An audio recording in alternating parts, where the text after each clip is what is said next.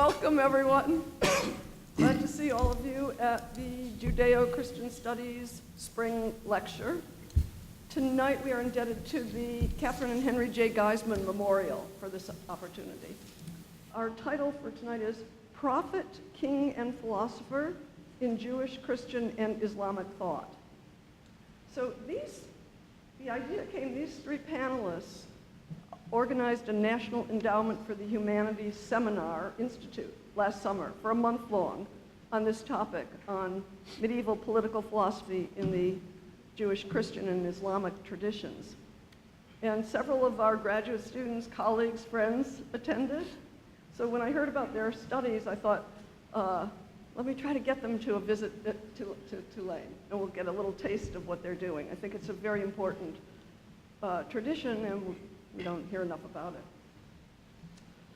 So I don't want to take up too much time with elaborate introductions with everybody here, but I'll try to say just briefly, they all deserve more than I can say now. Josh Parens, in the middle here, is Professor of Philosophy and Dean of the Braniff Graduate School of Liberal Arts at the University of Dallas, where he began teaching in 1997 after visiting positions at Tel Aviv, Georgetown, Boston University, and a PhD in political philosophy from the University of Chicago.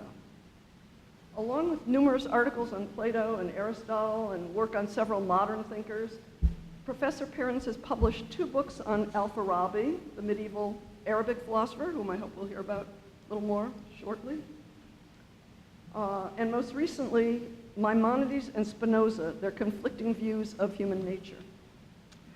Then Joseph MacFarland, at the far end there, teaches at St. John's College in Annapolis, which is the alma mater of many of our graduate students in the room tonight.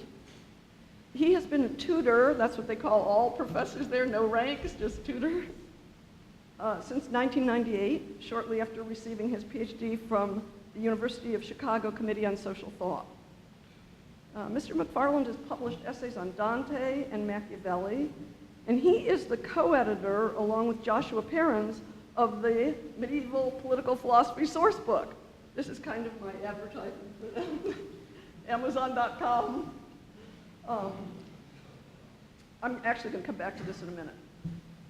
Douglas Kries is the Bernard Coughlin Professor of Christian Philosophy at Gonzaga University, where he began teaching in 1989 after receiving a PhD in philosophy from Boston College.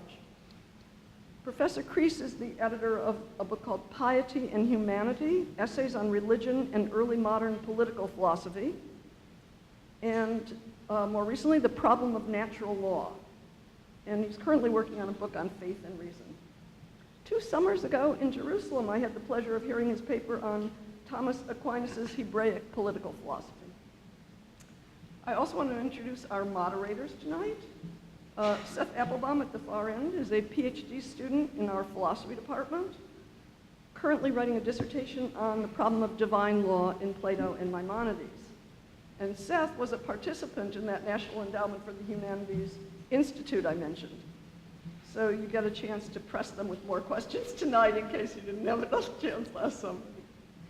Seth is joined by Yehuda Halper, who is a professor in Tulane's Jewish Studies department. Yehuda came to Tulane in 2010 as a Mellon postdoctoral fellow in philosophy and Jewish studies.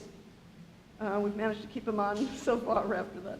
After earning his PhD from Bar Ilan University in Israel with a dissertation on Averroes, the 12th century philosopher, his Arabic commentaries on Aristotle's metaphysics and their transmission into Hebrew. So before I give over the stage here, just to return to this book for one more moment.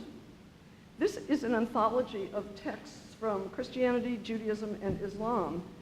And it represents a set of thinkers who were all concerned with the relation between religion and politics before those were really separated into such independent spheres, as we're used to, at least in our liberal democracy. The thought of these thinkers is rooted in the political philosophy of the ancients, of Plato and Aristotle, but it's adapted to the new context of revealed religion. Tonight, we have, I think, a special opportunity to be introduced to the world of that thought. So I'm going to begin, as I say, kind of an experimental format here, but I think we'll begin. Our moderators have a set of questions that they're going to be addressing, that our panelists will address. And after that, I'd like to turn the floor over to the audience. Actually, I hope you guys will have questions and come up to the podium and so we can all hear them. So thank you very much.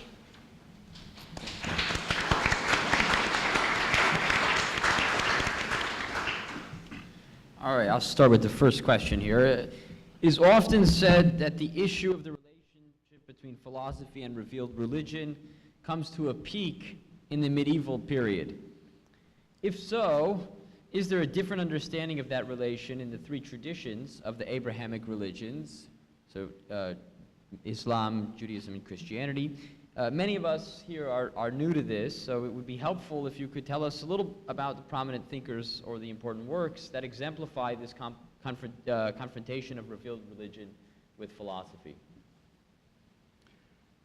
Well, as is the case in our anthology, Jose, in my anthology, we're going to tend to start in the following order: Islamic, Jewish, and Christian, which is a little bit strange from the point of view of an outsider. You would think, presumably, that it would be Jewish, Christian, and Islamic. But the main reason for this strange ordering is that in these three traditions, it was really in the Islamic tradition that political philosophy first came into its own.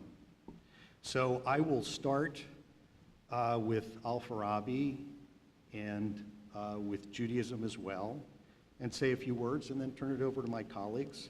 So keeping in mind, just broadly speaking, there is this sort of grouping. It's not by chance that I am the spokesman for both Islam and Judaism. That is because I've studied both of them, because they're actually very closely related. They're very closely related insofar as they both understand the central phenomenon of their religion to be divine law, in contrast to Christianity, which understands itself primarily in terms of doctrine and faith.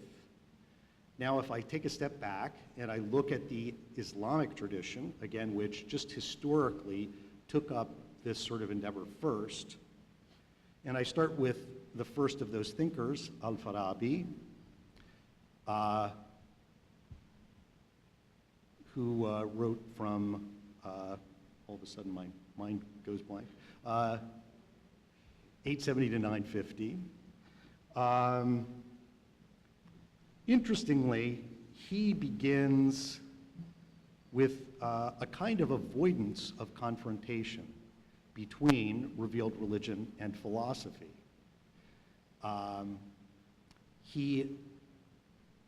The reason why I suggest that he in a way is avoiding conflict is that, for example, he doesn't even mention Islam, doesn't mention the Prophet Muhammad, and instead he takes up the theme of religion in a kind of generic way, but taking it up in the form of, as I've already framed it, divine law.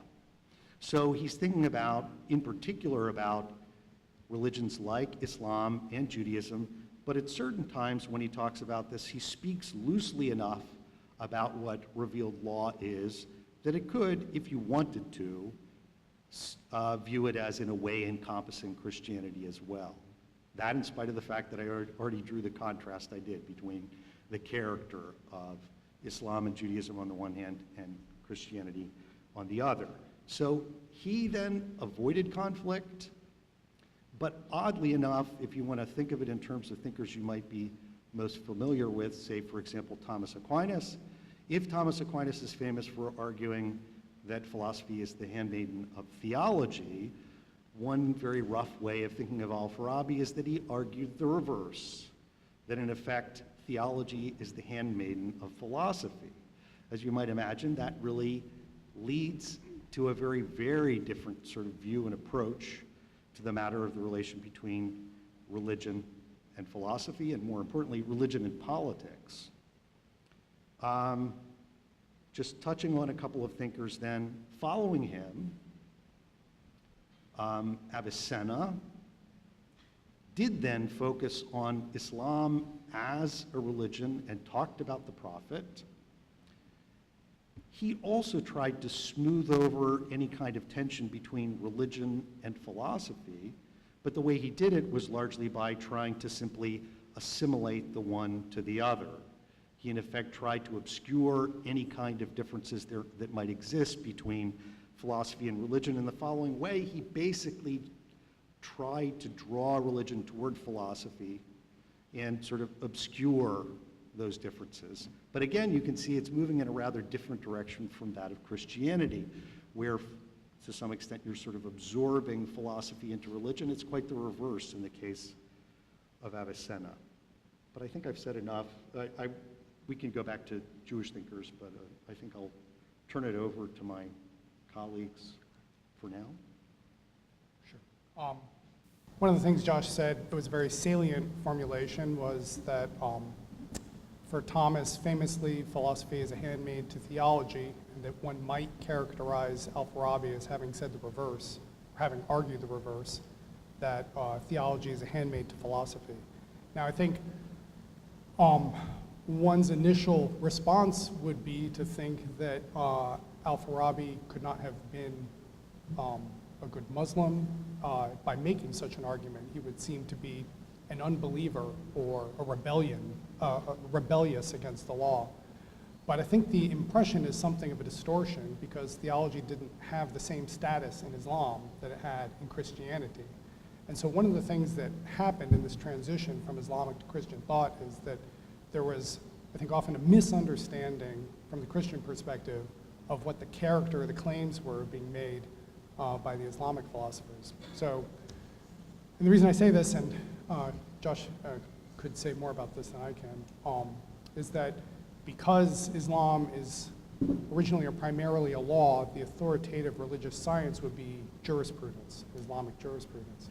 So that, and theology had a somewhat diminished status. So to subordinate theology to philosophy did not necessarily mean for philosophy to be contrary to the law. It was still possible for philosophy very much to be authorized by the law or commanded by the law in a jurisprudential argument. Christians, however, when they saw, this is mostly in the work of Averroes, when they saw comments which disparaged theology, naturally assumed that Averroes had scorn for all law as such, or all religion. And so the image they formed of Averroes was of one perhaps more rebellious than he originally seemed to be. So there's both a difference in the relationship between philosophy and revelation in each case, and distortions or misunderstandings that occur from the view of one to the other on account of those differences.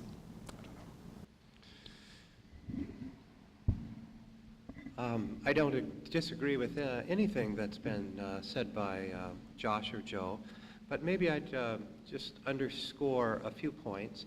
One, while certainly there is conflict between religion and philosophy in ancient philosophy, especially in the case of Socrates, but we see it also in Plato and Aristotle.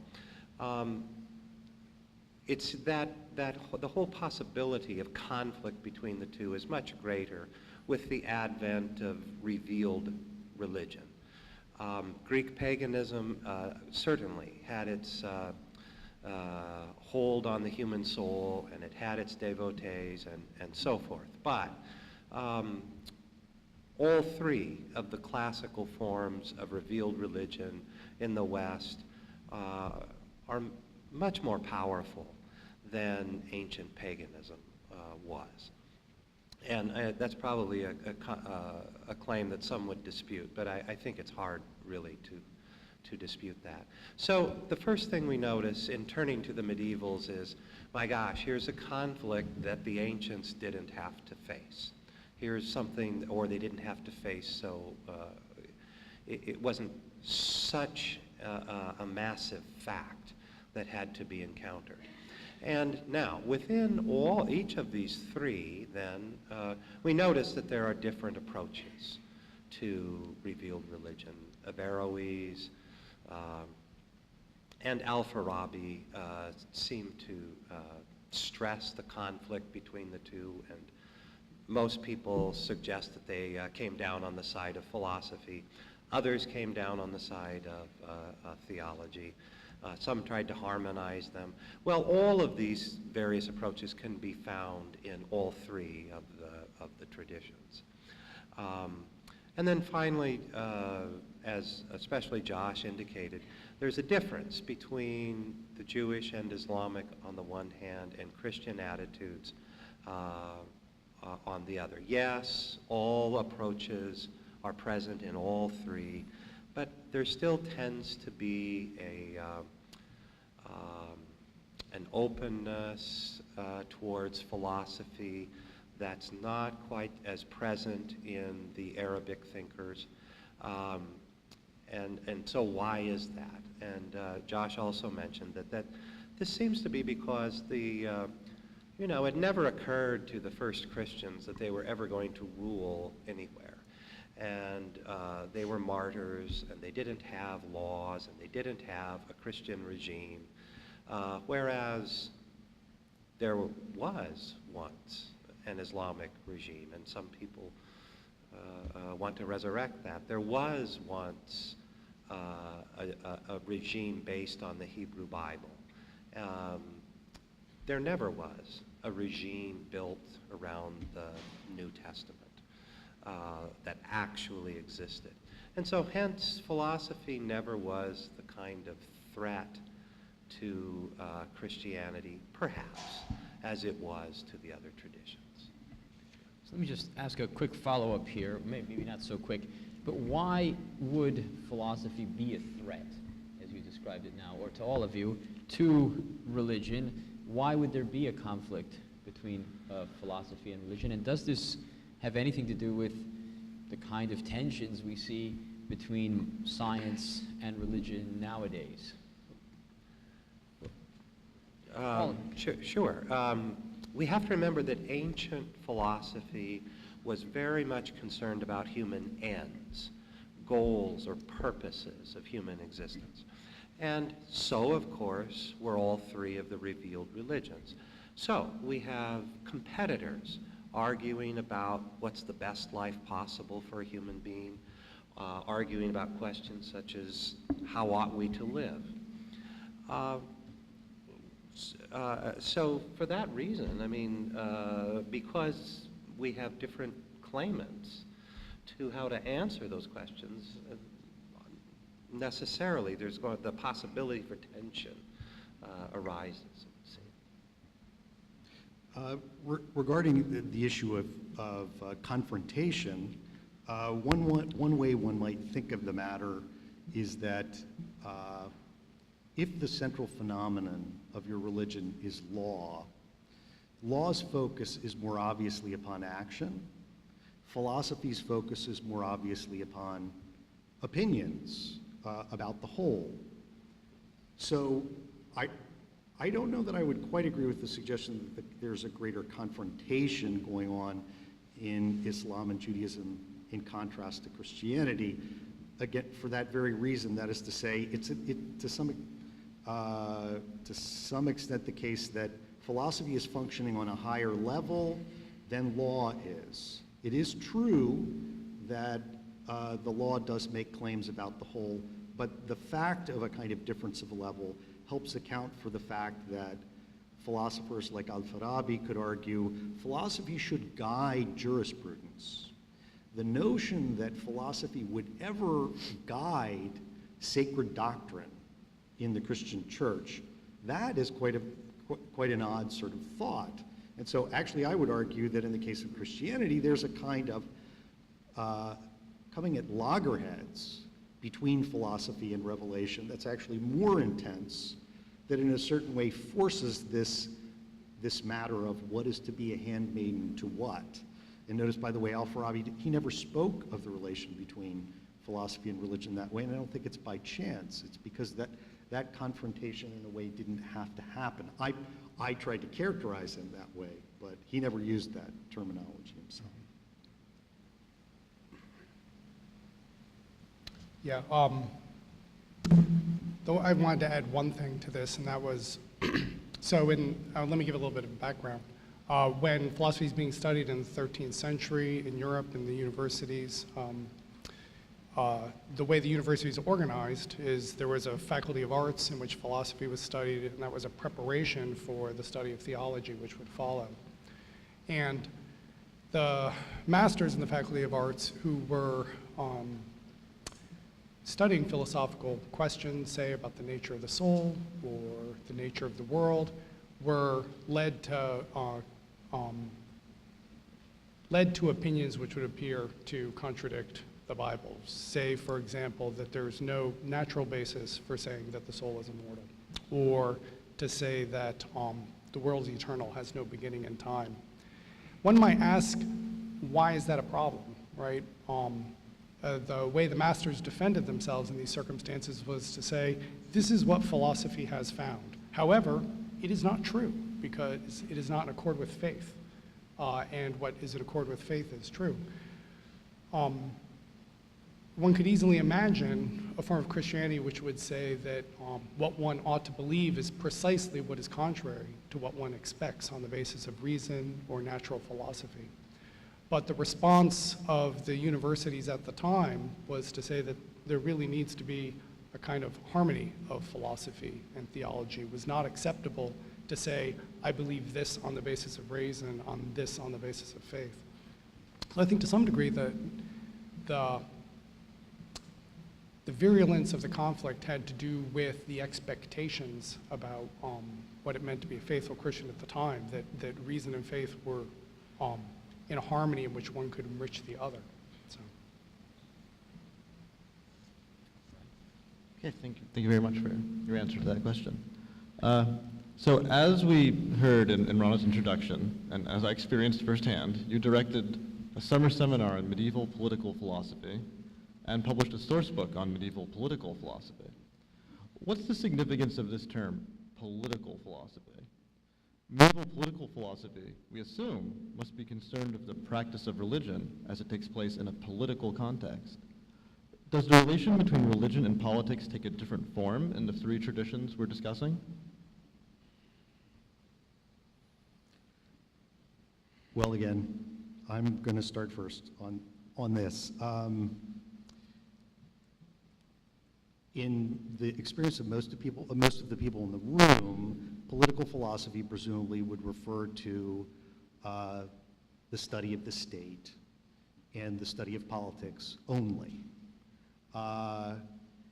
If, however, you lived in a community ruled by revealed law, what you would be confronted by is the fact that your law, and here I'm going to some extent contradict something I previously said, your revealed law, though it is primarily concerned with actions, also makes claims about the whole. And for that reason, when it deals with action, it tends not to abstract from opinions, but to somehow always already include opinion in a way in claims that are made about action. The result then is, if you go back to a thinker like Al-Farabi, as we saw today in a discussion we had earlier, in a work of his called The Enumeration of the Sciences, he oddly starts out with Aristotle as his guide, and most of you who are familiar with Plato and Aristotle know that for Aristotle, the difference between theoretical and practical philosophy is very important, and Aristotle considers politics and ethics to be a part of practical philosophy. Well, what Al-Farabi does is he starts with Aristotle and gives an account of political science, and then he takes an odd step back to Plato, for whom the difference between theoretical and practical philosophy really is not thematic or important. One could even say that in a certain way, Plato, perhaps in advance in a certain way, rejected that kind of a radical opposition between the theoretical and the practical. Well, Al-Farabi, he takes that up and he takes that as his guide. His vision of political philosophy is of an inquiry that is comprehensive.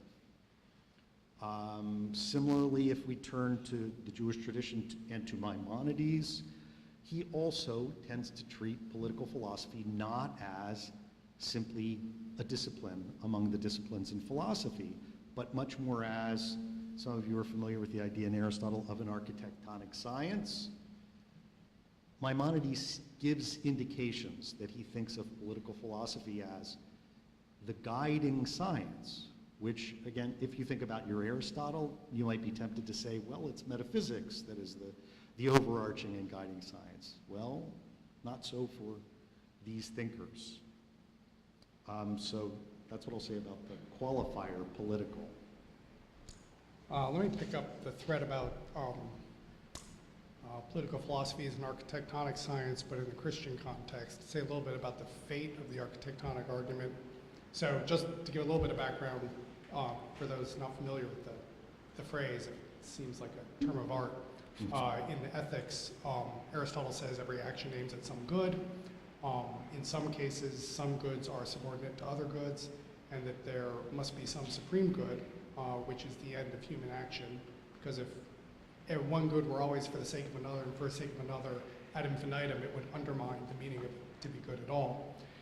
And then draws an analogy to the way the arts proceed, that is, for the practice of one art, what that artisan achieves is often subordinated to the work of another artisan, and that all of the artisans work together to achieve some whole, and the person who has his eye on the whole is you could say is the architect, the master craftsman, who is seeing the end and then directing everyone to achieve that end. So Aristotle, when he raises this, says, well, what art or discipline is architectonic, which aims at the supreme human good? And his answer is politics. So on the claim that it's authoritative, that it's the city as a whole that aims at the supreme human good. Now, he says it's architectonic, that politics is architectonic, authoritative, but in the metaphysics, where he's dealing with the divide between speculative sciences and practical sciences, he says that the speculative sciences are more honorable. And he says that metaphysics is the most honorable because it deals with the highest object, right, with the eternal being. So there's a bit of a tension in Aristotle between the claims that politics can make, on the one hand, to be architectonic, kind of having the human good in view, and the claims of metaphysics as having the eternal or the most honorable being in view. But that separation of the theoretical and practical, which is characteristic of Aristotle, is not characteristic of Plato. That's what Josh was just referring to. So Christians coming upon that, especially I'll mention Thomas, sees these two competing claims, right? Politics on the one hand being architectonic and authoritative, aiming at some highest good, metaphysics being most honorable, and he wants to bring, since he has an amazing view of Aristotle's thought as a whole, he wants to bring them into kind of harmony with one another. So in his commentary on the ethics, he has a tendency to qualify the claims made about politics, to say, well, politics can command when the speculative sciences are practiced, but it can't command what results they achieve. And he also takes time in his commentary on the ethics when he's talking about politics to say, well, politics is the most noble of the practical, but it's not the most noble on the whole. It's the most noble altogether would be divine science because it deals with God. So you can see that when he takes up the architectonic argument, there's a tendency to roll back the claims of politics somewhat. And this becomes even more clear at the beginning of the Summa, where he says that theology, sacred theology, is both speculative and practical. So it is both most honorable, like metaphysics, and also architectonic, like politics, and therefore comes above both. Well, in that case, what you have in the case of Thomas, is very different, say, from what Josh was describing with someone like Al-Farabi. Again, maybe just to underscore a few points and to sort of radicalize what Josh and Joe have been saying. The question, I suppose, Seth, is whether perhaps all philosophy isn't political philosophy, whether that's not how it should be understood. So, as Josh said, when we do philosophy, or if you start philosophy, we immediately have these sort of subdivisions. There's ethics and aesthetics and metaphysics and logic and epistemology and so on and so forth. And so we might think that political philosophy, political being the adjective, well, what we're referring to is an area, one part of the larger whole that is philosophy. And there is that definition of political philosophy, that it concerns the subject matter of what's done. Okay, but if you try to do that, all right, let's talk about politics. Let's do political philosophy. Well, what one sees very quickly is that, well, politics is what human beings do. So if you want to do politics, you've got to go back and do anthropology. You've got to study human beings. Okay, but if we're going to study human beings, then that seems we have to know all about nature, because human beings are part of the whole of nature. And that also brings in the question of God. So it might seem that, okay, the first thing we've got to do is figure out everything about God, and then we've got to figure out everything about nature, metaphysics, and physics, and then we'll figure out everything about human beings, and then we can do politics.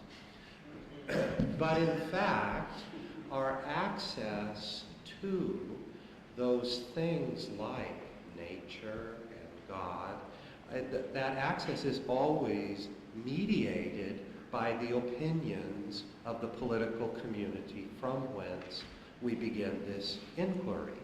You can't sort of just turn directly to these topics. You have to begin with the commonly received opinions. And so, in fact, how does philosophy proceed? Well, since the time of Socrates, one begins by asking about the opinions. But the opinions don't always agree. So you try to work out a higher viewpoint from which we can make sense of differing opinions. And then one advances and advances. All right? So in other words, the first philosophy, the starting point of philosophy, always seems to begin with the political. And we start there and we move towards those higher things. So why is it political philosophy? At least for me, because of the starting point. And most of these thinkers, particularly the Arabic ones, recognized this and adopted this Socratic viewpoint. And there is, as Joe was saying, there's this tendency in certain Christian circles in the Middle Ages to try to start with God and then metaphysics and then physics and work one's way down. That might be a way to present the finished teaching, but that's not in fact how philosophy works. I actually, just one little follow-up. I would keep in mind that there is this problem with the word first in the phrase first philosophy. That, of course,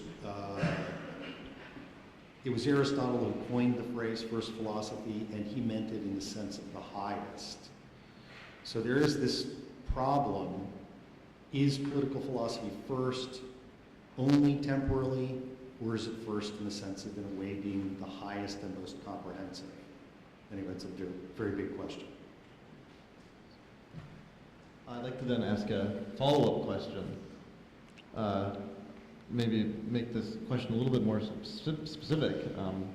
In light of the title of our panel, which asks about the prophet, the king, philosopher, about the prophet specifically, is it possible to discuss medieval political philosophy, to discuss political philosophy in particular, without somehow entering into questions of metaphysics nonetheless, because of the prominence of the prophet or revealed law, or the revealed character of that law?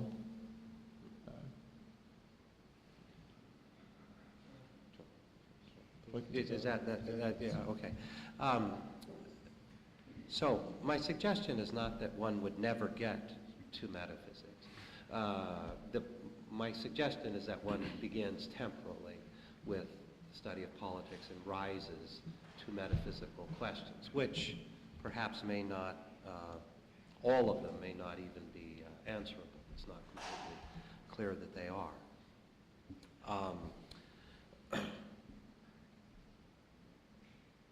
Within all of these religions that we're discussing, revealed religions, there's always the problem of prophecy. And how is that understood? Because someone in these revealed religions claims to be the recipient of the revelation. And their claim is always that the revelation begins with God or originates with God, but somehow it comes to a human being who, in some sense, passes it on. Now, with respect to the question of divine law, again, as has already been said, here's where Christianity seems different than the other two traditions. There is a body of law in the Hebrew Bible, the Torah. There is a body of law in Islam, Sharia.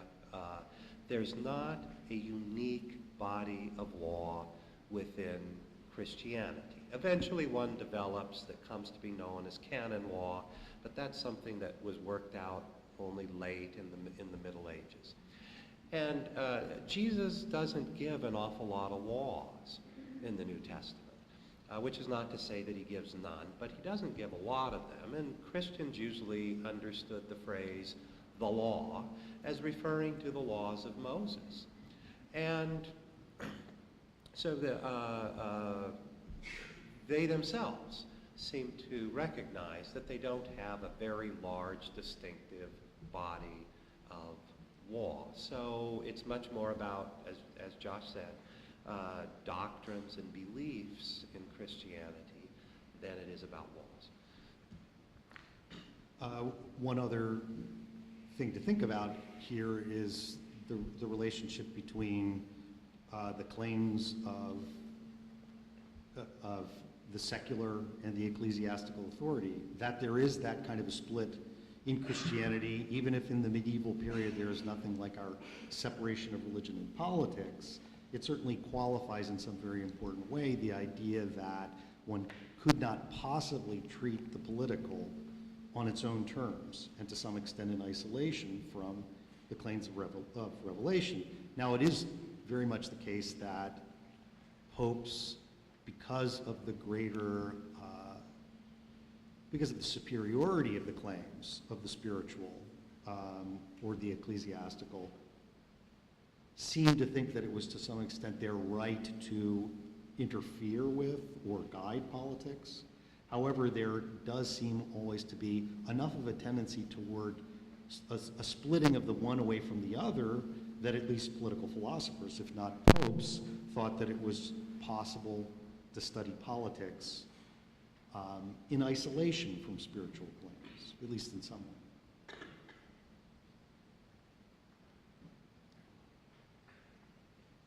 Yeah, the only thing I would add to that is that to study political things in isolation from spiritual claims might create a certain autonomy for politics, but it's still a limited domain compared to what might be aspired to in, say, political philosophy and other thinkers.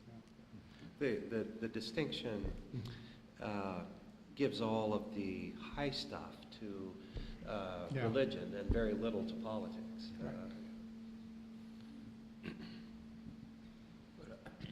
I want to ask about the other two in our title, the king and the philosopher, and to relate that also to a certain extent back to ancient philosophy again, which ancient philosophy is very interested in discussing the best regime and can do this quite abstractly.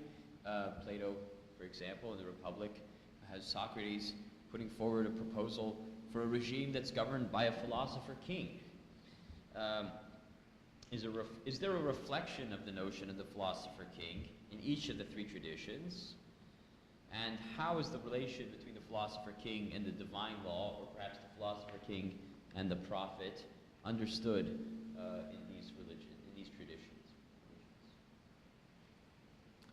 So once again, I will start. The philosopher king is a central and explicit phenomenon in both Islam and Judaism. The philosopher king ends up being identified with the prophet, and not only with the prophet, but with the prophet as legislator. This is so much the case in Al-Farabi and then in Maimonides, that they clearly are more deeply indebted to Plato in everything that they argue about this phenomenon of the philosopher king.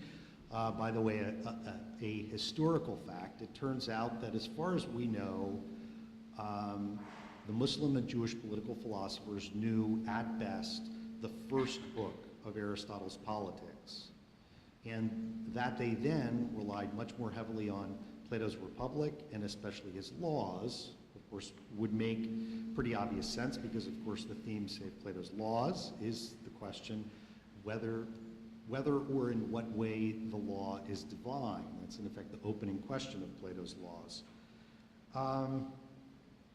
So the philosopher king is a central theme, so much so that one wonders at a certain point what's left over for prophecy, that is to say, what's distinctively prophetic about the philosopher king. And by the way, in this thinker Maimonides, the king ends up being associated with the prophetic in the following way, that the king is capable of presenting through images truths which philosophers can understand for the many, or the vulgar, as they would have called them.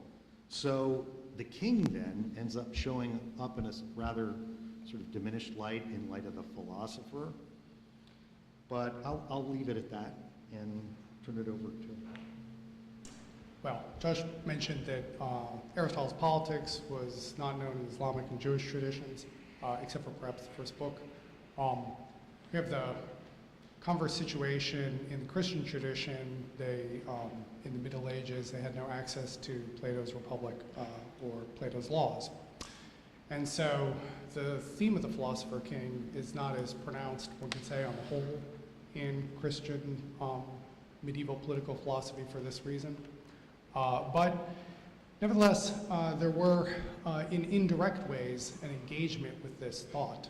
But the indirectness might have changed the character of it somewhat. So I'll say a few things about that. First, one way in which they had some access was through the Islamic thinkers. So, for example, Averroes, the healing was widely available in medieval Christendom, and there one has some treatment of the prophet as a philosopher king. The other work which they had, of course, was Aristotle's Politics. And in Aristotle's Politics, he does not explicitly discuss the philosopher king, but he does discuss the kingship of the best man, a man of superlative virtue. And in the Christian tradition, there was, I think, an understanding that something like a philosopher was meant. In commentaries in the Politics, statements we made to the effect that the rule of the best man would be analogous to the rule of the divine being, pure intellect over the world as a whole. In other words, the king or the rule of the best man would be a kind of rule of pure intellect over other human beings. So it seems clear that Christian readers had some access to the idea that the wisest should rule, but they didn't have Plato's treatment of it before then. How this plays out is really somewhat different, I think, on the whole in the Christian tradition. So in the Islamic tradition, the association of the philosopher king with the prophet meant that Plato's Republic, in a way, could be a guide to understanding, or the laws, a guide to understanding in what way the divine law was divine, or a guide on how to interpret the divine law. A key to understanding what was excellent about the law could be understood from classical political philosophy. The association of the philosopher king in Christianity this argument played out a little bit differently. Again, you had an association of the philosopher king with the highest figure in Christianity, but that would be with Christ. And so there was a tendency to associate this kingdom with the church. In other words, with an institution that was a community, an all-encompassing community, but one which was in some way trans-political or not political. And that meant that the way in which the kingship of the best man or the kingship of the wise supersedes all other forms of politics was understood as being analogous to the way the church as a community is more just or superior in its ends to any political community. So the way in which the argument was adopted, or the way in which the thought was adopted, was one which actually meant that political philosophy had less of a role in trying to understand the nature of the Christian community. So, and I mean, I'll just add, some of the thinkers who were most serious about political philosophy in the Christian tradition were explicitly argued against the notion of a philosopher king because they found it detrimental to the interests of political philosophy.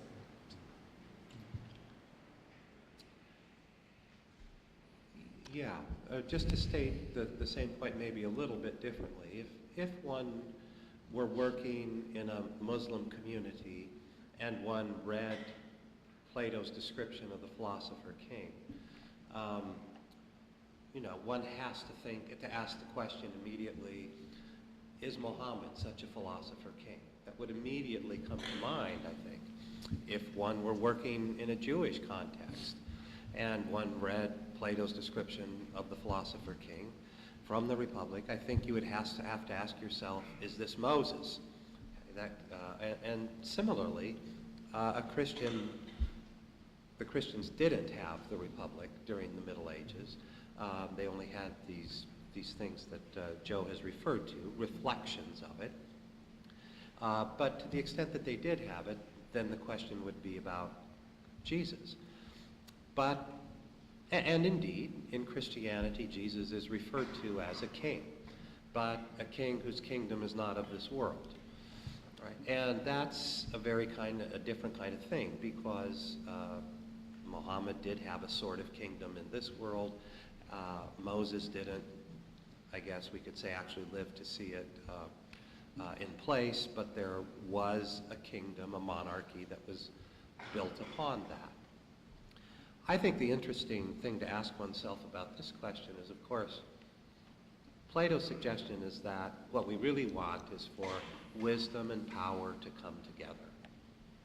But he says at the same time that that's really not possible. Okay. And so we're left with this question in the Arabic philosophers when they talk about Moses, or when they speak about Muhammad. Do they see that, do they think that Muhammad and that Moses really are the philosopher king come into existence? Or by talking about the philosopher king, is that really kind of a way to criticize a Muhammad or Moses? The latter, for sure. That is not only to criticize, but to provide a basis for revising the law in light of political philosophy. So, I mean, as far as I understand, though, none of these thinkers were pointing to leaders in their day and saying, oh, this guy is a philosopher king. I think this was pretty much a theoretical idea.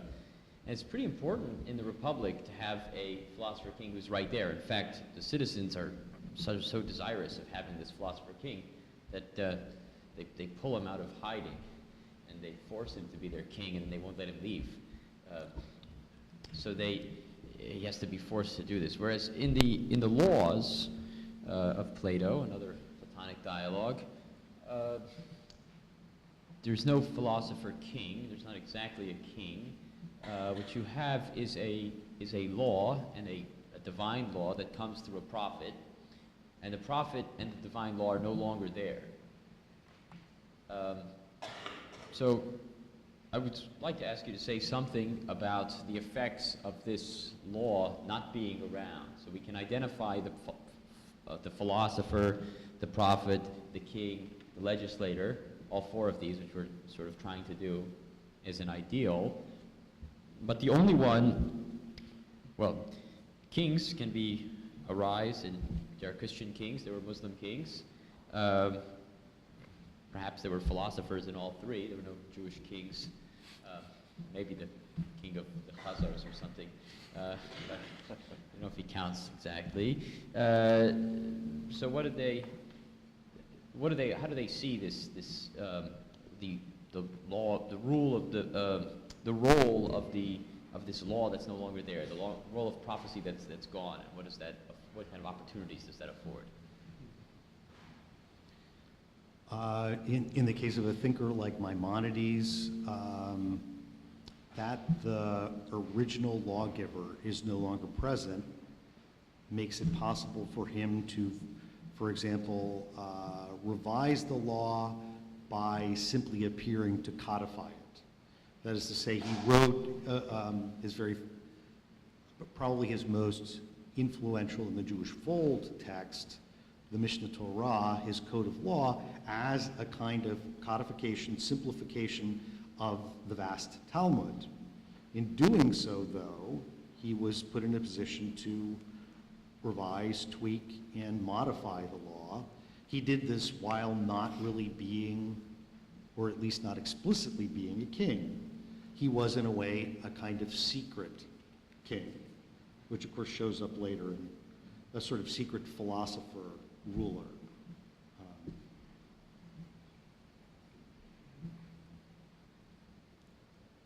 Yeah, I'm not sure I fully understood your question, but I'm going to say something and you can follow up if you like.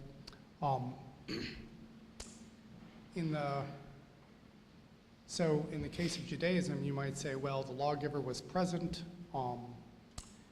One may presume he was wise. He's absent, but he gave the law, and the law is what we have now and what we live according to.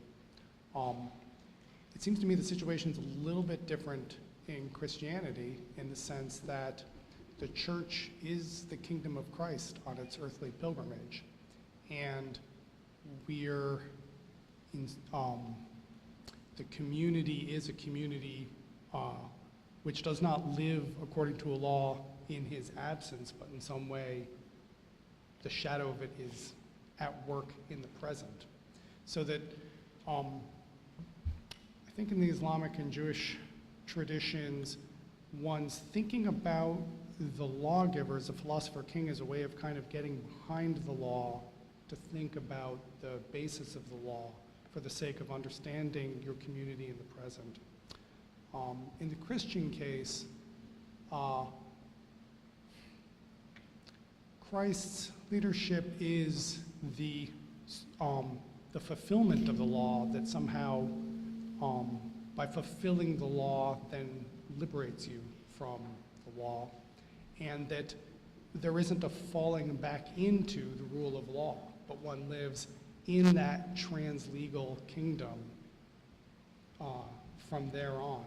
But that means the thinking about the lawgiver, the prophet in this case, doesn't become a way of getting behind the law to think about the law, because one is in a way, at least ambiguously, moving past the law to something other than law when one lives in that community. So it's just kind of I'll stop there. Well, just a small point. Yeah. With respect to your question about the prophet and the prophet now being away. If you're trying to philosophize on the divine law and the prophet who gave it is right there, this is always a problem, because the prophet can correct you or clarify you or clarify what you say. So if the prophet is deceased, okay, now you can say things like, this is what the prophet really meant, this was the principle, that the Prophet was trying to articulate. This is what the Prophet said, now we have to update. It's the same sort of a set of questions that we ask, say, with respect to the Constitution. You know, we can't ask the U.S. Constitution, we can't ask the framers anymore just what they meant. Oh, yes, we can read other things that they wrote and so forth. But this leaves open room for changing subtly, okay, the laws.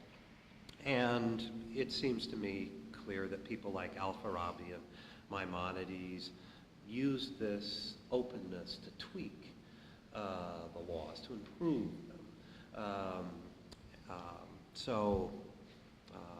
Yeah, they needed to philosophize in a situation in which the Prophet was no longer present.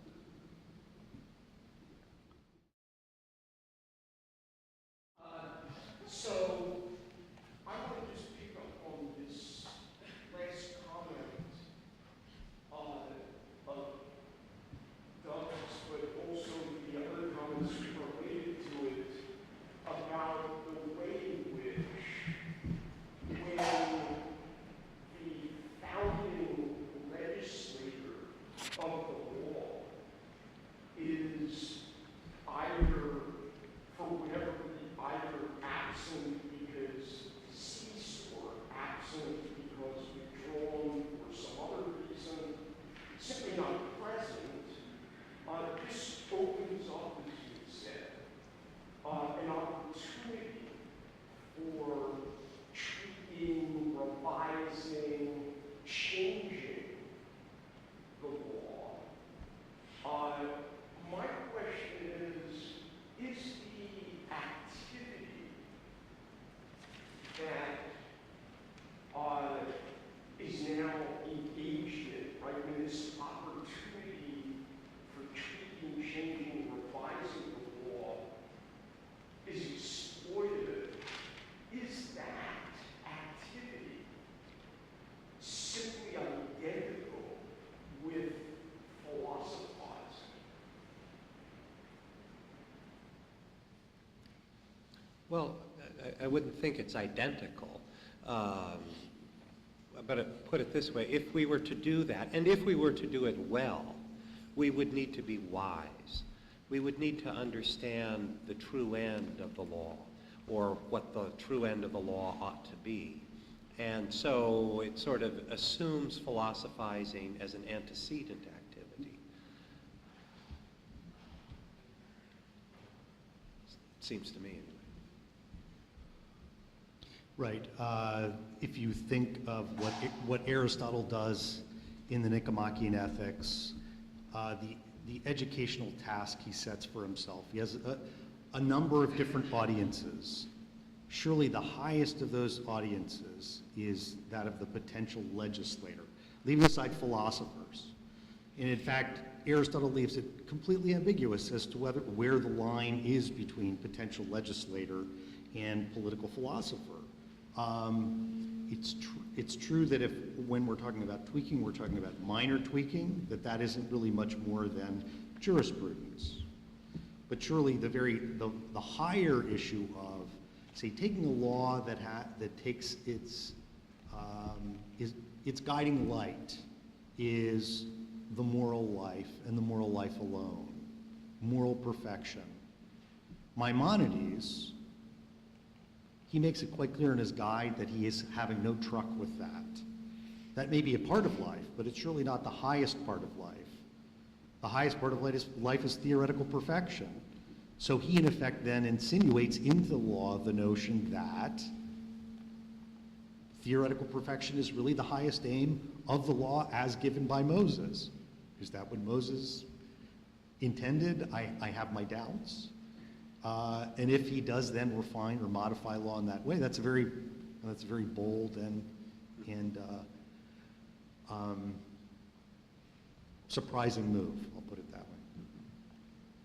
Yeah, it's a very troubling question, because if tweaking the law doesn't belong to the activity of philosophy in itself, why would a philosopher undertake it, right?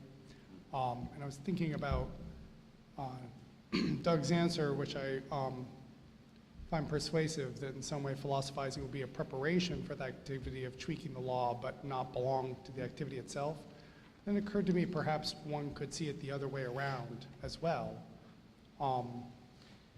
In a context in which there's a subordination of philosophy to theology and real consequences for not acknowledging that subordination, philosophizing can be difficult or impossible. And it might be that some form of political philosophy would be a preparation for being able to philosophize freely. So, which would be, I think, the inverse of what Doug said. Yeah, I see your point. And a way to think about that further would be to say, well, when one does jurisprudence, one usually takes a case here and sets it against a case here, and they don't quite line up, maybe. And so one has to ascend to a higher legal principle to try to resolve these situations. And so I guess that kind of activity is kind of a beginning of philosophizing, right? I see. But I think, I mean, if I may take my prerogative as moderators, or anyway, sitting next to this microphone, one of the things that we see is this question of, I think it's a related question, if not the same question, is the question of idealism and this kind of philosophical idealism or a philosophical ideal implemented through a political regime. So Plato's Republic comes to mind immediately. You have an ideal state, a perfect state, that is, or a best state that is going to be somehow realized, maybe not, but it could be realized in speech, and you can make this kind of ideal regime. And one of the characteristics of Plato's Republic, and perhaps others like it, is that they just start from scratch, so to speak. Whereas the medieval philosophers are dealing with a law that is already existing, and it's pretty well detailed. And a lot of what they can do, even Maimonides, a lot of what he does and can do is tweak the law, perhaps, and make a few changes, or at least I'm talking about Judaism and Islam here, quite obviously. They can make some changes, but they can't really change the constitution of the law, or they can't change the basic character of the law. And one of the most important to realize this was Averroes, who said, well, in a sense, the job of the philosopher is not to discuss or to realize the political state, the ideal political state, but to do philosophy or to make at least adjustments in the law to a certain, he was a Qadi, a big judge, he could have some authority over the law, but to make the law adjusted in such a way that philosophy could at least be practiced by individuals. Even if a political philosophical ideal could not be realized, perhaps there could be room in the state to have personal ideals realized for him. Though, of course, he was not so successful. His books were burned, and he was thrown out of town at the end of his life, but it's worth a shot. Yeah. And another way that, so in Plato's laws, there are the laws and there are the preludes to the laws. And it seems to me that I noticed this especially with Maimonides, it seems, but it may be true with some of the Islamic philosophers as well. There are the laws, and then they add preludes to the laws that are their own. And these preludes aren't quite the same as the ones that come out. And so in changing the preludes, this is another way one changes the laws. You change opinions, tweak opinions that would be behind the laws and to support them. So that's another way that one changes laws without actually changing laws themselves. So the question was, it's all well and good that these political philosophers had ideals, but if they didn't put them into practice, what's the value? So actually, I would go back to this issue of idealism and actually raise the question whether that's quite the way we want to phrase the matter. and one of the reasons for saying that is, say, for example, just in the case of Plato's Republic. Is it really the case that Plato's Republic is about an ideal city? There's plenty of evidence that, in fact, that it isn't. It's quite far from an ideal city, much more an account of what the limits of politics are. I think then if you sort of take a step back and try to take a look at Al-Farabi and Maimonides, what you discover is that they actually are relatively realistic in what they offer and in what they argue. And again, the way in which I see that in the case of someone like Maimonides is that he reshapes the law not by attempting to establish an impossibly perfect political order, but by reorienting the law in such a way that, as Yehuda Halper was suggesting, there's room for philosophy. Now, I mean, as it turns out, Maimonides does this quite close to the surface in his Code of Law. He starts his Code of Law with, of all things, the Book of Knowledge. The fact is that if you were to take the Talmud on its face and ask of it, what is your foundation? The notion that the foundation of the law would be knowledge, and in particular, as Maimonides puts it, knowledge of the whole, something like metaphysics. Or the inquiry into the whole is, in effect, what Maimonides reframes the law in light of. He says, in effect, this is really our highest end, to inquire into the highest matters. Again, it's not clear that that is what the way the Talmud envisioned the life of a pious Jew. But in making that modification, he doesn't necessarily expect all Jews to now become philosophers. He does, however, believe that he's, I think, opened a kind of wedge such that this as a way of life is at least an option for a Jew. Maybe just a little more simply directed to your question. From the point of view of, say, the philosopher king and the legislator can't always be there. But if you have laws that are good, the leader can't always screw it up, all right, because the laws keep things in place. I just happened to be reading a very funny passage in Tocqueville recently, and he makes this point that the rulers of the Americans, he says, are very mediocre people who occupy the offices. But fortunately, they have good laws, and more importantly, there is a stability of opinion among the people that it doesn't really matter the quality of the person who happens to hold the office. And I wonder, when I think about particularly when I think about Christian rulers in the Middle Ages, I mean, there are some very mediocre people who held these offices. But somehow the community managed to get beyond this. Well, how did they do that? Well, because of a set of opinions that they held in common, and because to the extent that the Christians had laws that defined these offices, they were bigger than the people who held them. And so if the regime is set up well, oftentimes it doesn't matter whether the ruler is everything we might want the ruler to be. I'll say a few words I think are consonant with what Doug said. One figure that hasn't been mentioned is a fairly obscure fellow named Marsilius of Padua. Marsilius recognized that the classical argument of the supreme kingship of a man of superlative virtue was being exploited in order to argue that the church ought to have a supremacy over secular polities, even in political affairs.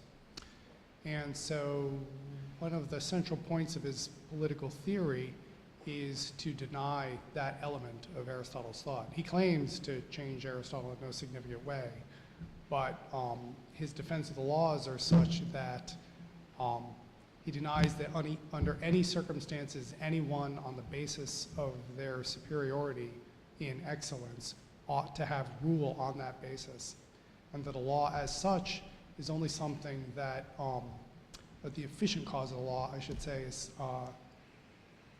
the greater or the worthier part of the people. So it's an argument which seems to foreshadow notions of popular sovereignty in later political thought, and which grounds the regime in the practical conditions of the regime. That is, what is it necessary for the regime to maintain itself? Well, it has to have the support of the greater part of the people. That support becomes what's most essential to the regime. So it's a, you could say, kind of anti-idealist, if you wanted to use that word, view. And he, in fact, was politically very active. His political thought was briefly and unsuccessfully enacted in reforms in the church during his own lifetime. So I'll stop there. The notion of natural law plays a very important role in the Christian tradition, starting in the Middle Ages, and it seems to be very related to the Christian hope or expectation that religion and philosophy can be reconciled, and natural law seems to play a smaller role in the Jewish and Islamic tradition. In fact, perhaps it's a question of whether that notion exists there. And perhaps that also can be related to the idealism issue. Perhaps the natural law tradition is idealist in the sense that such a reconciliation can be made between practical life and philosophy. Let's say greater hope for that occurring than in the other traditions. Can you make some discussion of that point?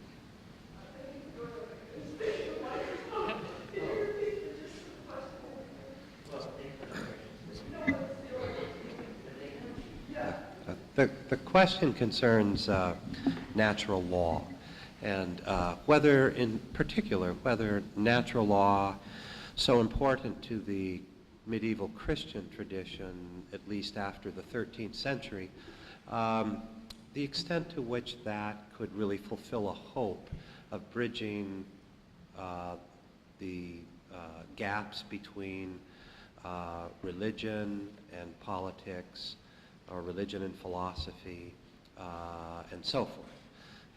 The great Christian hope is that natural law could provide a kind of common morality, indeed, for all religions. Yes, there might be unique things about Christianity, Judaism, and Islam, but perhaps, there could be a unifying kind of law that's really more fundamental than positive revealed law or something like that, that would serve as a basis for all of these sorts of things to find a meeting ground. I guess I'll just say something quickly, and then maybe others would like to get in on this. Certainly it's the case that philosophy is interested in nature, and ancient political philosophy tries to found morality and politics on nature. And since nature is common to all, it seems that if we could exploit this common foundation in order to come to agreement about a great many things. Well, maybe it's really only one problem that's bedeviled this whole attempt, concerns the question of our knowledge. Nature would be common to all of us, but do we really know what human nature is? Okay, it seems to be a very difficult thing, actually, to claim to have some sort of definitive knowledge of human nature. Self-knowledge is what would be required, and that's very hard to come by.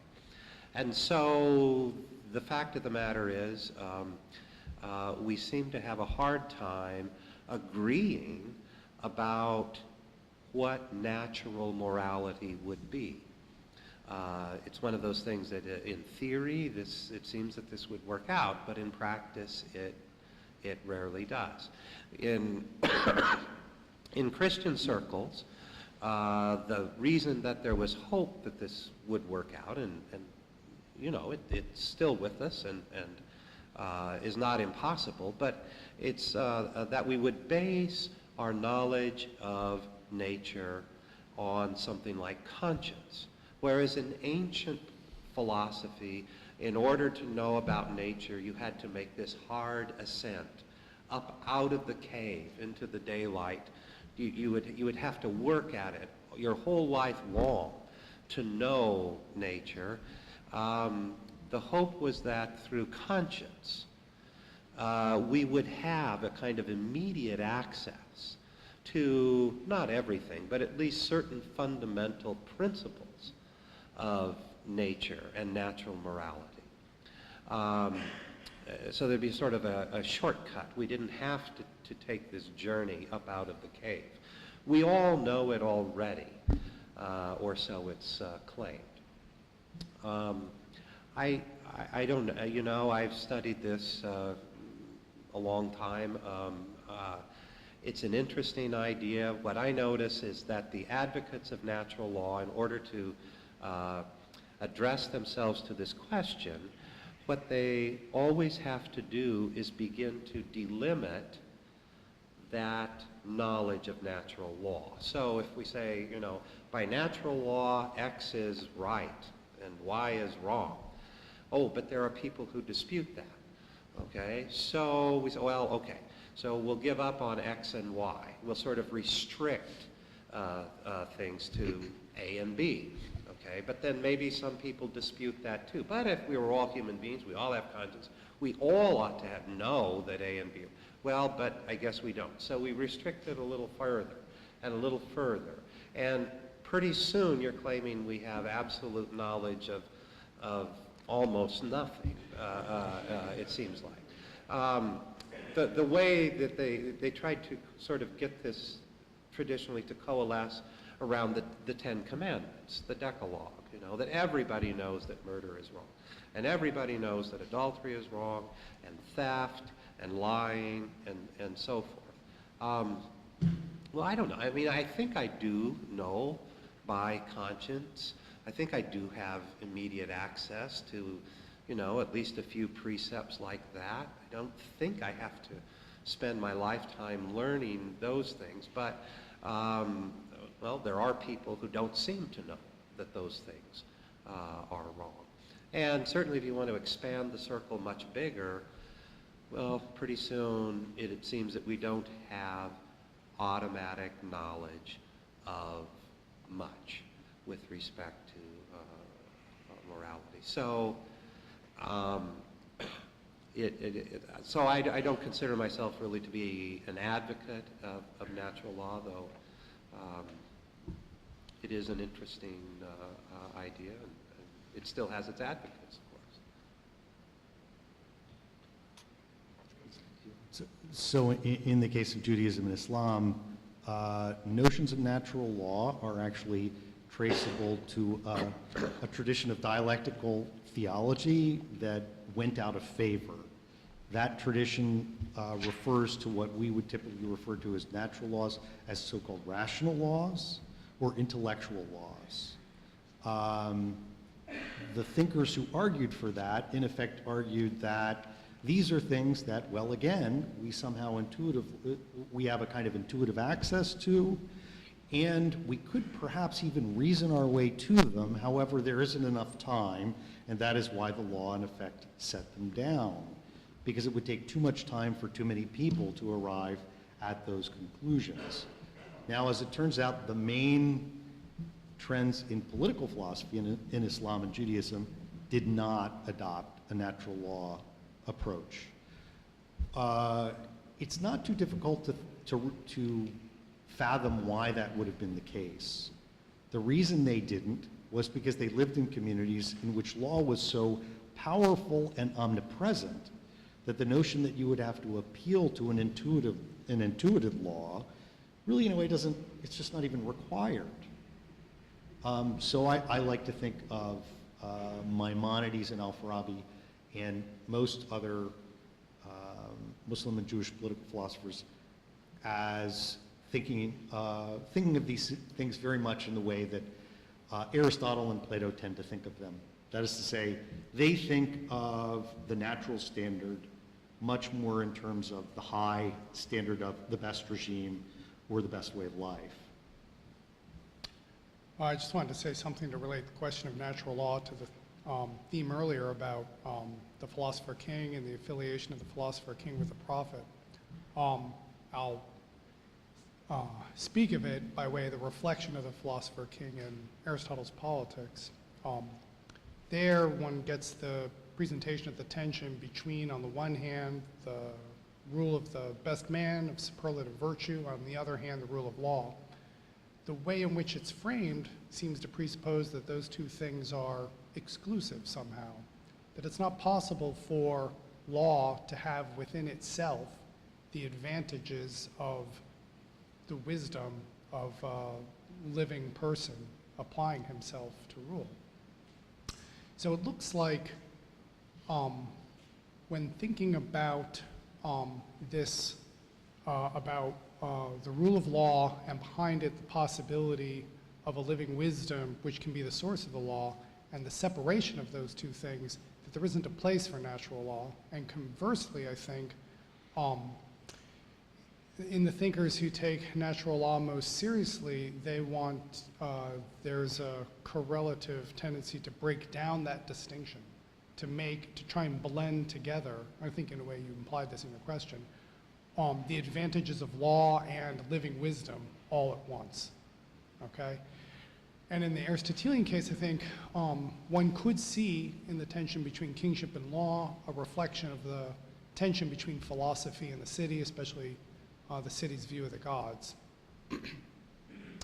And that for those thinkers who take that the tension between kingship and law seriously,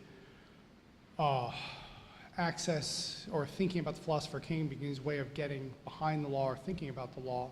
On the other hand, if one denies that tension, takes a view of natural law, then one's on the grounds of thinking there's a harmony between philosophy and religion. So there seems just different thinkers have approached this differently, and I think what they tend to say about natural law fits with what they might say about kingship and law on the other hand. Yeah, I'm so glad you said that, because I've been bothered all along in our discussion here about a certain identification of bringing together a philosopher king and law. When I think of Aristotle's account of politics, it's perhaps oversimplified and exaggerated, but king and law are opposite poles.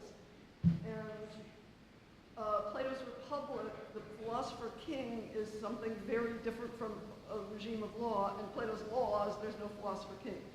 So I really am I think the contrast is really central.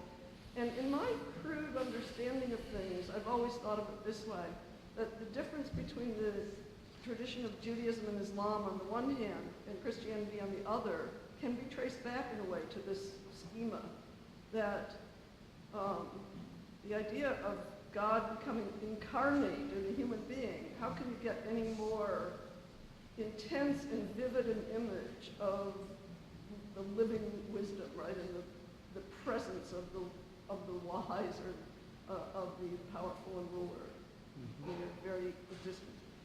Whereas the Mosaic law, am I reading of Exodus, which is perhaps idiosyncratic, but it's really all about the withdrawal of the legislator and the withdrawal of God in order to leave the law as the sovereign and authoritative source of, as the source of authority.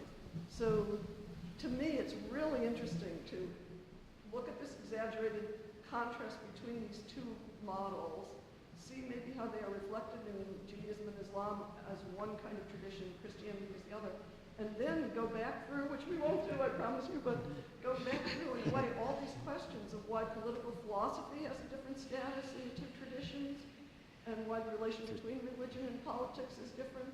And especially important to me is why, and this one I don't really have a good sense of, why philosophy, why Christianity is on the surface at least open to philosophy in a way that the divine law of Judaism and Islam cannot be. And so philosophy and Judaism and Islam have to sneak in, maybe partly through interpretation of the law, in a way that Christianity replaces with theology. Anyway,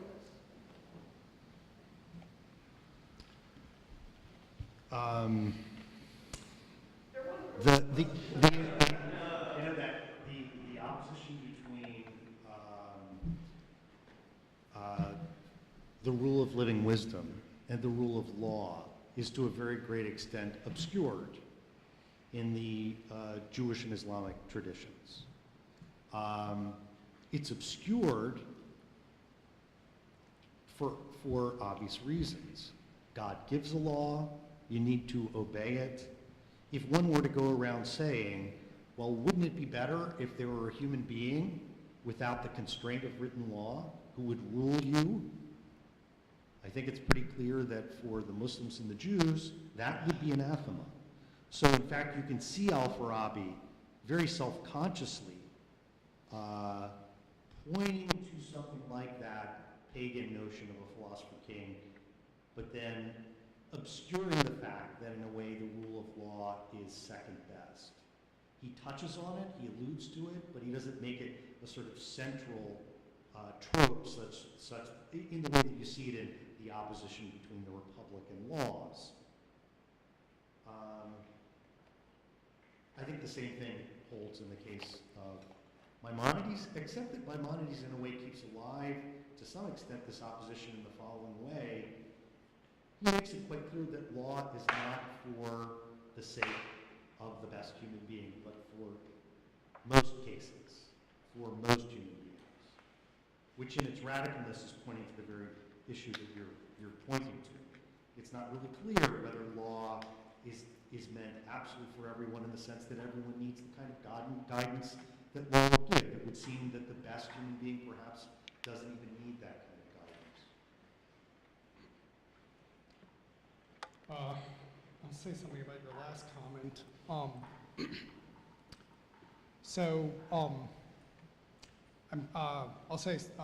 I'll start with St. Augustine. St. Augustine, in defending Christianity against critics of it from pagan philosophy, drew on pagan philosophy, Cicero, Varro, and so forth. And he wanted to point out that, well, first he borrowed from Varro this distinction between poetic theology, civic theology, and natural theology. So that would be a theology of the poets, the theology of the city, that is, which would be the authoritative theology, and then the theology of the philosophers, which very few people would accept, only those who had studied philosophy. But Augustine, by pointing out these three theologies, was pointing out that pagan theology had already been discredited by pagan philosophers.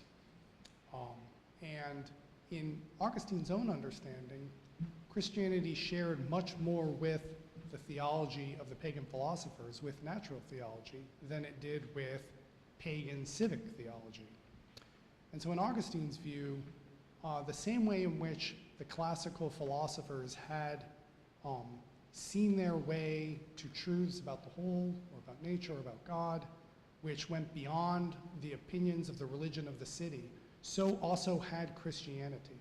And that Christianity had achieved something correlative to what pagan philosophy had achieved, and maybe done so more fully, and made it available for more people.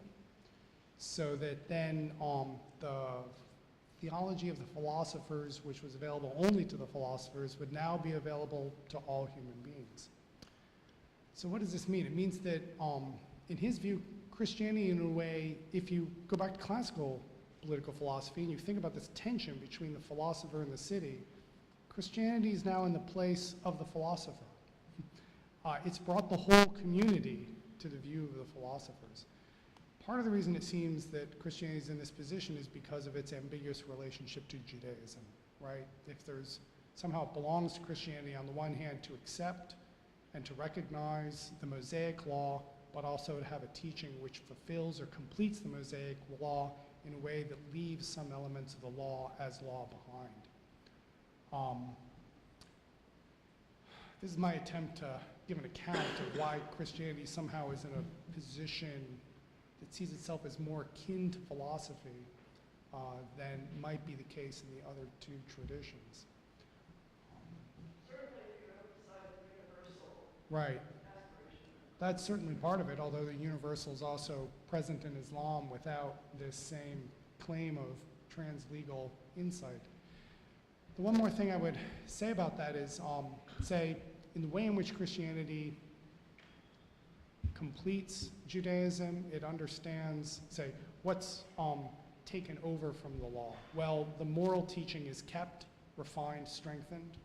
The political aspects are let go, and they're seen as figures for what happens in Christianity. In other words, one doesn't need a king on the model of David anymore. In fact, David's kingship, the real meaning of David's kingship was as a metaphorical figure for what Christ is. Okay. So it looks like Christianity is the truth behind the allegory that was the law. But Christianity itself is also allegorical, right? That is, it's the truth behind the allegory of the law, but it still also speaks in parables to a truth we can't see yet. So there's some way in which it attempts to go beyond the law, but can't help be like the law originally was, still only figurative to a truth that lies beyond. So in that way, there's some way in which it's very different, I think, from Judaism and Islam, but still the same, despite itself.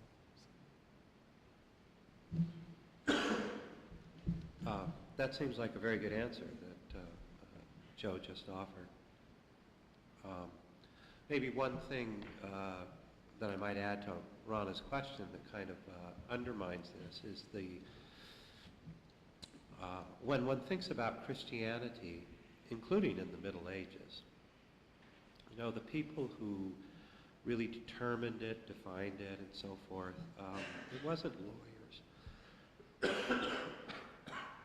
Excuse me, it was a certain set of saints. People like Francis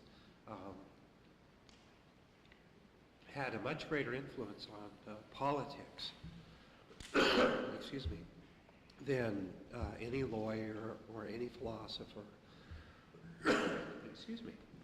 And that's hard, that's something we overlook about Christianity today that would have been very apparent in the Middle Ages, is this emphasis upon the saint, the holy person. So it's more about the living individual than it is the law. And that would sort of bolster the claim that I understood Ronna to be making. Just a word about what the Parens and wasn't expressed.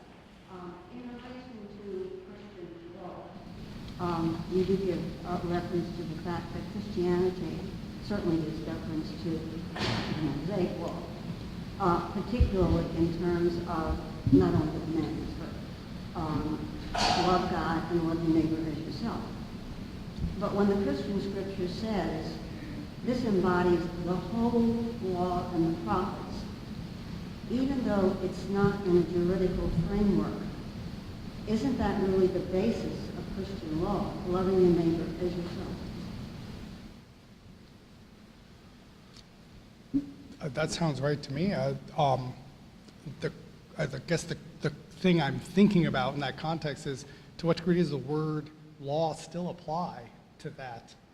If you say the whole of the law is contained in loving thy neighbor and loving God, I still have somehow a guide for action. Well, loving God can be somewhat ambiguous, but even if you don't love yourself as a human being should, Right. that's probably the best your conscience can do. One way of coming at the problem is to ask what is the basis for loving your neighbor as yourself? As I understand in the Christian tradition, and forgive me, I am Jewish, so if I step on anyone's toes, don't take too much offense, but I would have thought that it was the Christ himself that makes possible loving your neighbor as yourself. Now, the Christ himself makes that possible by virtue of his miraculous gift to the world. The question is whether such a miraculous gift that harmonizes the common good and the private good is possible in this world, and whether, in a way, it doesn't abstract from all of the political problems that underlie the tension between the common and the private good. So another way of putting this is that in the Islamic and the Jewish tradition, you have a kind of maintenance of the tension between the common and the private good. It remains a kind of vital political question. There is a problem that if you rely upon that law alone, keeping in mind that the Christ miraculously makes it possible, in a certain way, again, we're back to this issue of possible where and when. Surely not here. If in the next life, exactly what is the political relevance of that? Very interesting discussion, and I will just put forth a kind of proposition, and maybe you can respond to it. First of all, we all are aware that applying our present-day terms of politics and philosophy to this age of 1,000 years ago raises many problems. But I would also, more specifically, question the use, first of all, the application of our concepts of politics and philosophy to Islam, or let's say normative Islam. To me, that doesn't fit. And with that, I would raise the possibility that instead of assuming that rabbinic Judaism or legalistic Judaism or Talmudic Judaism is normative Judaism, we should also allow for alternative practices. For example, what's come to be called the Karaite tradition. Because we have to remember that neither Maimonides nor Rashi were universally admired among the population of Jews at the time they wrote and taught. So there's a large segment of Judaism we're not talking about that has maybe more in common with what we might call normative Islam than does rabbinic Judaism. Speaking of Christianity, then, again, inverting that assumption about they're not somehow the religious and the legal aspects are disassociated in Christianity. We can also make a distinction between what's commonly called primitive Christianity, which is kind of the Christianity of Jesus and his more immediate successors, and of ecclesiastical Christianity, which in the Latin western half of the Christian world was governed by a collegium of bishops who were in effect magistrates of the cities over which they presided. So from the beginning, there was a very strong element of legalism in Christian teaching, actions, doctrine. This takes on a different dimension in the 11th century with the kind of rediscovery or reuse of the Justinian codes and the origins of the jus commune and canon law, all of that, which again is another example of a close, you can't say interrelationship, but an identity of law and theology in the Christian world. So to make a comment or statement about the tradition of Western legal culture or Latin Christianity as being, as lacking a legal dimension is a difficult proposition to defend. So I'm just throwing this out for the sake of conversation. I know you know all about this, but I just want to hear your response to that. Well, I'll just say something quickly, and I think that some of these things others know much more about than I do, but it is fair to say, with respect to your first 2 points, that philosophy almost completely died out within Islam. Well, it was once had this significant presence there, if tenuous one. It did die out within Islam, and certainly within what you called normative Judaism, philosophy always had a tenuous role, and in some ways it died out there too, until modern times. Okay. With respect to your second question about law and Christianity, well, of course, it's not the claim that there's no law at all among the Christians, but in comparison with the kind of overwhelming presence of divine law in Islam and Judaism, it's kind of striking. And I noticed that even the example you gave about the recovery of the ancient Roman laws within Christianity, it seems kind of to support like what I think would be our point. They didn't have a sufficiently developed law code of their own, so they had to go borrow it from the Romans when they wanted to do this sort of thing. The bishops, the collegium of bishops.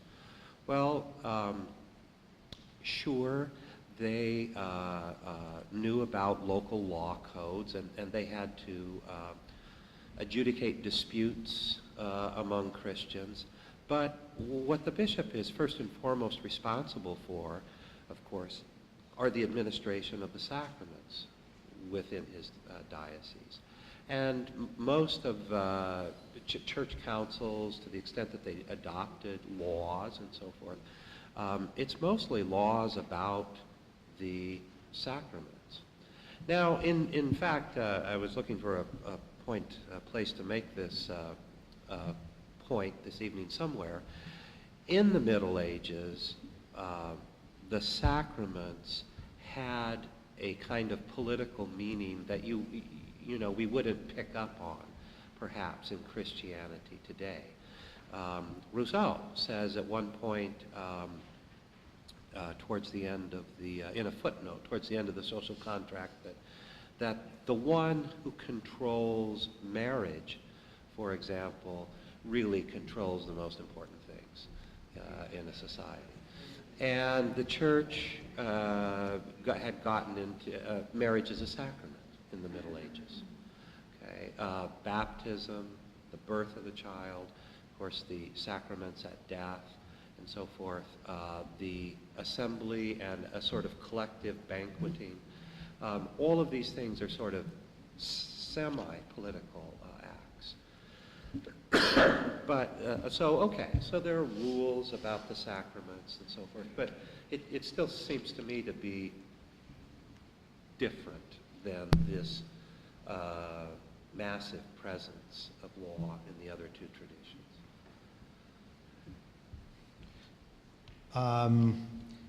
Regarding normative Islam, actually in contemporary scholarship, it's among some of the most perceptive and thoughtful and interesting scholars on Islam. It is very widely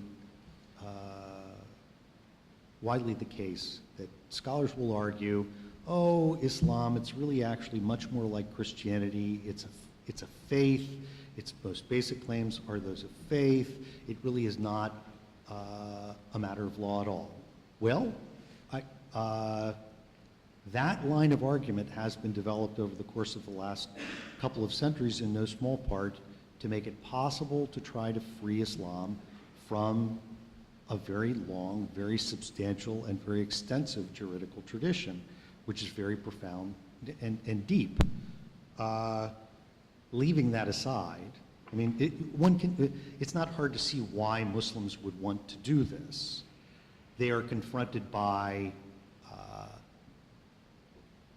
in the confrontation with colonial invasion, they were confronted by conflicting European codes that conflicted with their own Muslim codes.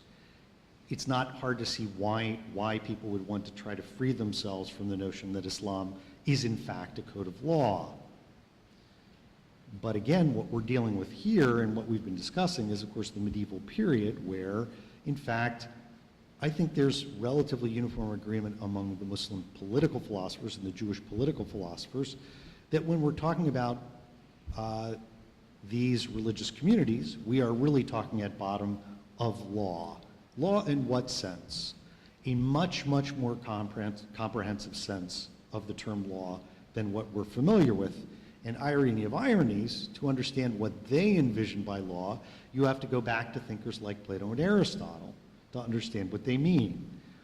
Only pagans had a comparable sense of what law was. In what respect? Well, that law, as for example Aristotle argues in the Ethics, aims at all of the virtues. That's a very, very strange vision of what law is when seen in light of the way we tend to think of law.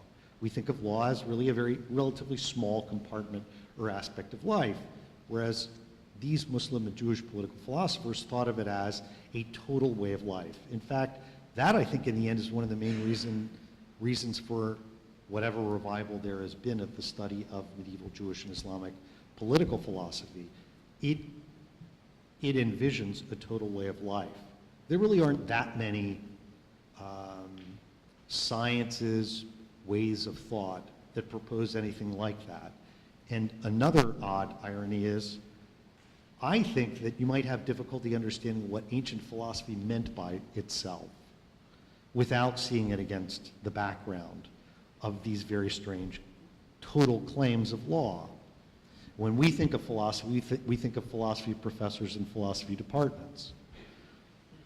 But these thinkers understood philosophy as a competing way of life with that of revelation.